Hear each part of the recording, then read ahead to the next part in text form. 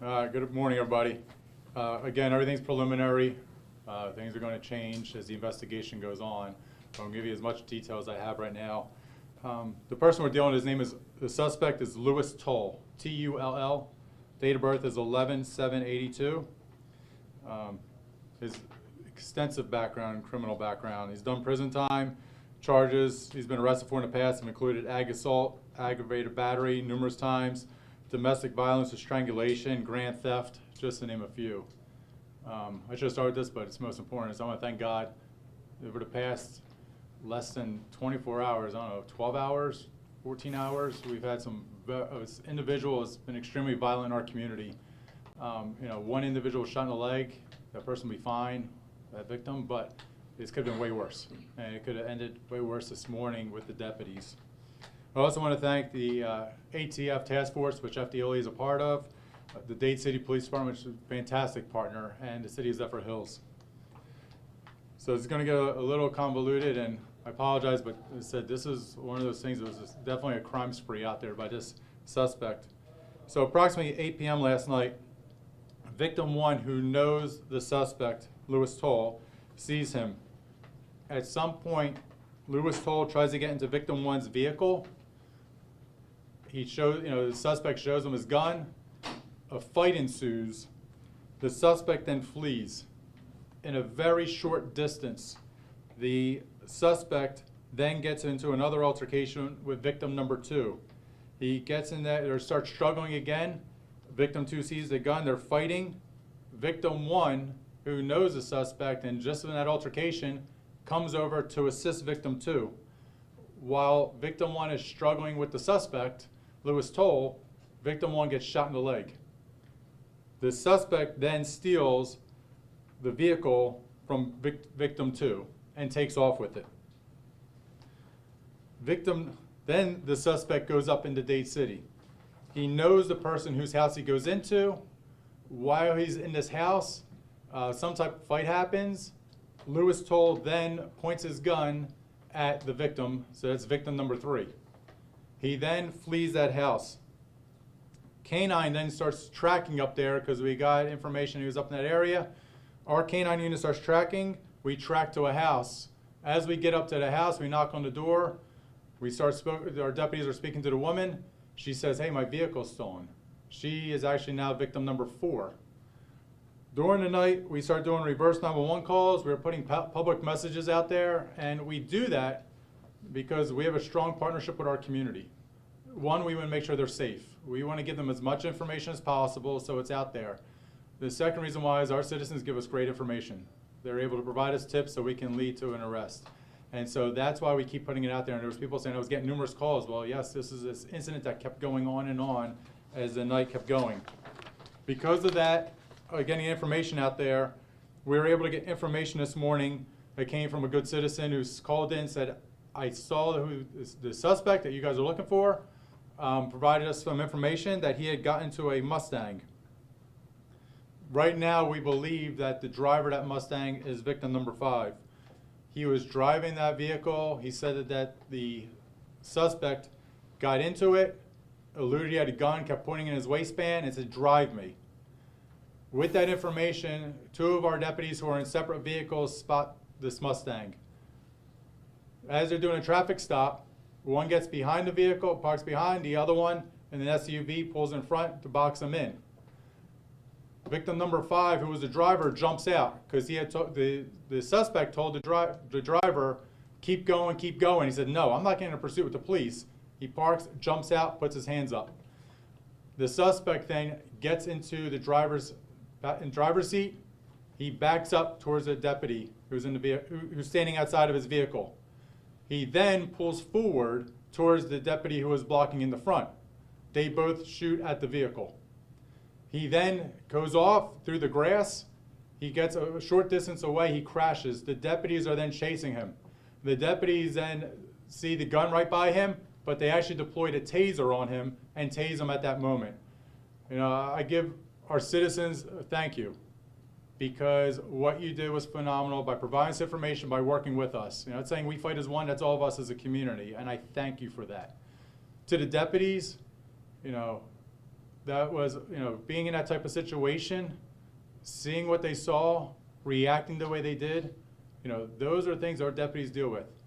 And I can tell you, you know, the ability to transition, that they pull the taser, and they tase them, and I talked to the one deputy, and she made a comment. She said, you know, after the shooting, you know, we tase him, and I saw this look in his eyes, and she goes, I will never forget that look. But then she went into and said, after we put him in handcuffs, I started checking him to make sure he was okay. And, you know, when people talk about law enforcement officers, there is that compassion there. They want to make sure that he was okay. To all the victims that were involved in this case last night, you know, we're going to work with you. If there's anything you need, our victim advocates will be there. Our victim advocate is working with the deputies right now, but they want to work with anybody else out there in the community that needs assistance. The other part too is our family support network. Because when incidents like this occur and our deputies are involved, we know this affects the family members, and we're going to help them too. Those 2 deputies have been put on administrative leave with pay, which is standard. That is standard, that they go on administrative leave with pay. So far, the Pasco Sheriff's Office is charging the suspect with 3 counts of carjacking, 1 count of aggravated battery with a firearm, felon in possession of a firearm, 2 counts of aggravated assault on law enforcement. I know our strong partners at the Dade City Police Department have additional charges because the incident at the house and the incident with the woman with the stolen car that the canine tracked to, they happen within the city limits. So they're working those cases. So with that, is there anything, I know it's a long story, it's a convoluted story, anything I can try to answer or help you with? And I can tell you, I'm just, right now, is that naming the victims or the deputies, these are victims. And so under Marcy's law, I cannot provide that information. So the victim, in terms of the victims, there were 5 of them in total? 7. 7 of them. Yeah, because count the 2 deputies. The 2 deputies. Yeah. He only had a relationship or knew of one of the victims, correct? No, sir. He knew the first one that started it and the one who got shot in the leg. Right. And then he also knew the house that he went to and that one. And we're not sure about victim number 5 yet, the one in the Mustang this morning. We're not sure about that relationship. Ultimately, what was he up to? I mean, it didn't start with him trying to commit a crime. It sounds like he just kind of got into a fight with somebody. And then for it to lead to all this, it makes you wonder what else he was up to. And that's, we're going back now to try to figure out, was this person on drugs? Is there something else going on? It sounded like the initial was a carjacking. He said, I want you to drive me somewhere. And that's how the whole thing started. So it was a continuous series of carjackings, but to go nowhere. And so this is just a very violent individual, and that's one thing, very thankful to God that, you know, it's horrible that somebody got shot in the leg. It's absolutely horrible. At the same time, this could have been way worse. What was the relationship with him and victim 1? How did they know each other? They supposedly just knew each other from the community. Not sure how, not exactly to the details yet, but they just knew each other. Other than victim 1, was anyone else physically hurt? Not that I'm aware of. I can imagine there's emotional scars, but not anything physical. The guy that was shot in the leg, victim 1, how's he doing now? I'm told he's okay. When your deputies apprehended him, what's the location and what time did that happen? It was probably, I don't know, you guys know. It's right at 10 o'clock on Fort King Road. Okay. 10 o'clock at Fort King Road. 14 Road? Fort King. Fort King. Fort King, yes, sir. Did you say the deputies shot at him when he started driving at them? Yeah, so he backed up towards the one deputy because they were boxing him in, and the way their angles, he started driving back towards the one deputy, right, and then he accelerated forward towards the other deputy. So they both fired at him, but nobody was hit, I guess? No. Okay. All And right. then victim 2, if I have it straight, Yeah. was a good Samaritan who saw the fight with victim 1 and stepped in to try and help. Is that right? Yeah, no, actually, and as I said, so the first incident happened where the suspect and victim 1 were in a fight, Right. and then the suspect left victim 1, went to I think it was McDonald's parking lot. Victim 2 is in this car, innocent, had no idea who anything was going on. The suspect goes in there, it was an attempted carjacking. Victim 1 sees this, comes over, and tries to intervene, and that's when he gets shot. So he was sort of trying to help. Yeah, the victim 1 was also a good citizen, trying to get involved and say, let me stop this. So 3 counts of carjacking and 3 counts carjacking, 1 count ag bat with a firearm, felon in possession of a firearm, 2 counts of ag assault on law enforcement officers. What do you make of his actions going through many communities in this county and essentially terrorizing people? Right. It kind of goes back to yesterday at the Publix incident where it's important when we share information. You know, law enforcement officers working with ATF, Dade City, FDLE, is that the more we can share information, the more we can work together, the better off we are. These criminals know no boundaries. They don't care whose jurisdiction they're in. And so it's our job to go catch them.